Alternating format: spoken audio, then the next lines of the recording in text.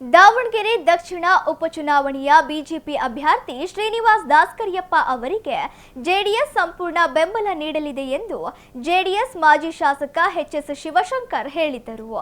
ಸುದ್ದಿಗೋಷ್ಠಿಯಲ್ಲಿ ಮಾತನಾಡಿದ ಅವರು, ಇದು ಸಮ್ಮಿಶ್ರ ಸರ್ಕಾರಕ್ಕೆ ದಿಕ್ಕು ತೋಚುವ ಚುನಾವಣೆಯಾಗಿದ್ದು, ಬಿರುಸಿನಿಂದ ಚುನಾವಣೆ ಪ್ರಾರಂಭವಾಗಿದ್ದು ಬಿಜೆಪಿ ಗೆಲುವು ಖಚಿತ ಎಂದರು. ಬಿಜೆಪಿಯಿಂದ ಸಾಮಾನ್ಯ ಕಾರ್ಯಕರ್ತನಿಗೆ ಟಿಕೆಟ್ ನೀಡಿದ್ದು ಶ್ರೀಸಾಮಾನ್ಯನಿಗೆ ಸಂತಸ ತಂದಿದೆ ಎಂದ ಅವರು, ನಾವು ಎನ್ಡಿಎನಲ್ಲಿ ಇರೋದ್ರಿಂದ ಸಂಪೂರ್ಣವಾಗಿ ಶ್ರೀನಿವಾಸ್ಗೆ ಬೆಂಬಲ ಸೂಚಿಸುತ್ತೇವೆ ಎಂದರು. ಈ ಚುನಾವಣೆ ಹಣಬಲವೋ ಜನಬಲವೋ ಎಂಬುದಕ್ಕೆ ತಾರ್ಕಿಕ ಅಂತ್ಯ ತರುವ ಚುನಾವಣೆಯಾಗಿದ್ದು, ಬದಲಾವಣೆ ಗಾಳಿ ಬೀಸುತ್ತಿದ್ದು ಜನ ಎನ್ಡಿಎ ಸರ್ಕಾರ ಬರಬೇಕು ಎಂಬ ನಿರೀಕ್ಷೆಯಲ್ಲಿದ್ದಾರೆ ಎಂದರು.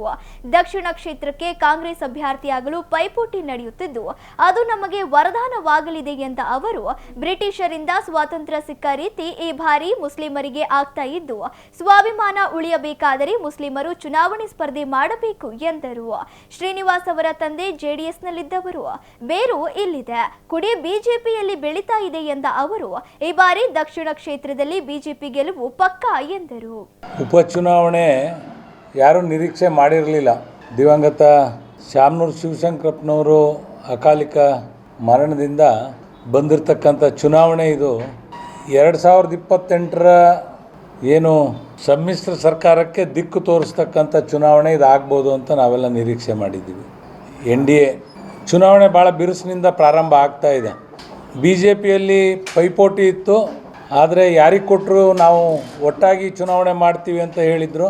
ಅದರಂತೆ ಒಟ್ಟಾಗಿ ಇವತ್ತು ಚುನಾವಣೆ ಎದುರಿಸಲಿಕ್ಕೆ ಎಲ್ಲರೂ ಸಜ್ಜಾಗಿದ್ದಾರೆ. ಅದು ನಮಗೆ ಸಂತೋಷ. ಕಾರ್ಯಕರ್ತರಿಗೆ NDA ಪಕ್ಷದ ಕಾರ್ಯಕರ್ತರುಗಳಿಗೆ ಹುರುಪು ಹುಮ್ಮಸ್ಸು ತಂದಿದೆ. ಸಹಜ ಭಿನ್ನಾಭಿಪ್ರಾಯ ಇರೋದು, ಹೋರಾಟ ಮಾಡಬೇಕಾದ್ರೆ ಅಭ್ಯರ್ಥಿ ಆಗಲಿಕ್ಕೆ ಪ್ರಯತ್ನ ಪಟ್ಟದ್ದು ಸತ್ಯ. ಆದರೆ ಒಬ್ಬ ಕಾರ್ಯಕರ್ತನಿಗೆ ಅವಕಾಶ ಕೊಟ್ಟದ್ದು ಎಲ್ಲರಿಗೂ ಸಂತಸ ತಂದಿದೆ, ಶ್ರೀಸಾಮಾನ್ಯನಿಗೆ ಸಂತಸ ತಂದಿದೆ.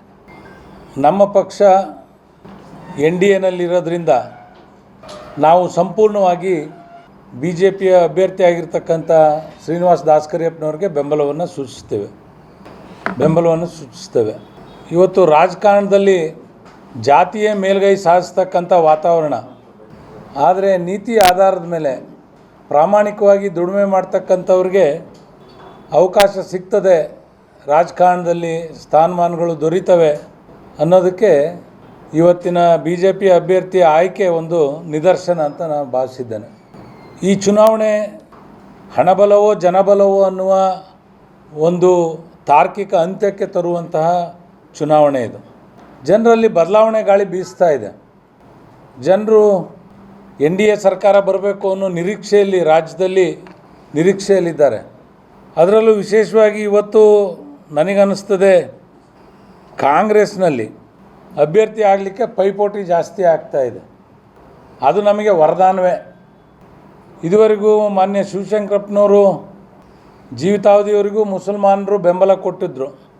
ಈಗ ಮುಸಲ್ಮಾನರು ನಮಗೆ ಸೀಟ್ ಕೊಡಬೇಕು ಅನ್ನುವ ಹೋರಾಟ ಏನು ಮಾಡ್ತಾ ಇದ್ದಾರೆ, ಇದನ್ನು ನೋಡಿದರೆ ಬ್ರಿಟಿಷರಿಂದ ಭಾರತಕ್ಕೆ ಸ್ವಾತಂತ್ರ್ಯ ಸಿಕ್ಕಂಥ ವ್ಯವಸ್ಥೆ ಏನಿತ್ತು ಆ ರೀತಿ ಮುಸಲ್ಮಾನರಿಗೆ ಆಗ್ತಾ ಇದೆಯೇನೋ ಅಂತ ನನಗೆ ಅನ್ನಿಸ್ತಾ ಇದೆ.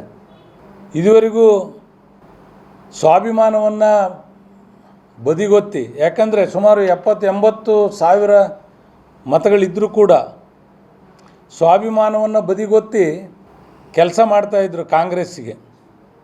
ನಾನೀಗ ಅವ್ರಿಗೆ ಕರೆ ಕೊಡ್ತೀನಿ, ನಿಮಗೆ ಸ್ವಾಭಿಮಾನದಿಂದ ರಾಜಕಾರಣದಲ್ಲಿ ಉಳಿಬೇಕು ಅಂತ ಹೇಳಿದರೆ ಈ ಬಾರಿ